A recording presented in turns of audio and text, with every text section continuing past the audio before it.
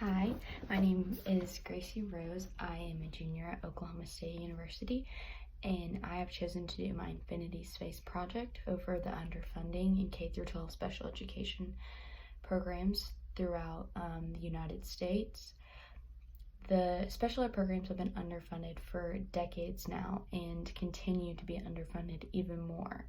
The IDEA Act was made 40 years ago, and it pledged to raise a certain amount of money for special education programs, and only half of that has been given that they promised.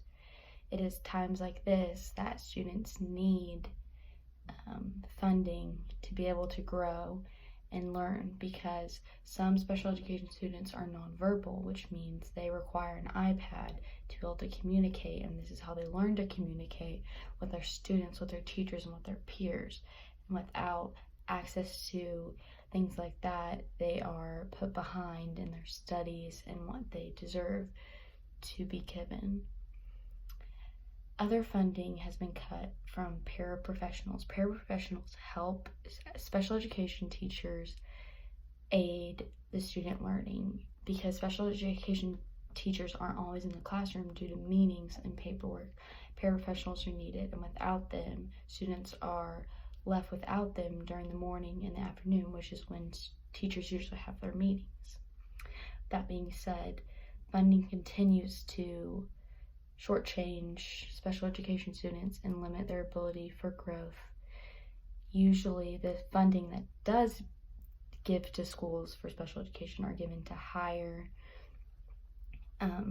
social economic status schools than lower, and it should be equal, which is also a huge problem in the K-12 system.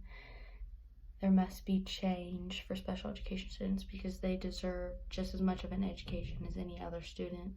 They should not be using textbooks that are 15 years old.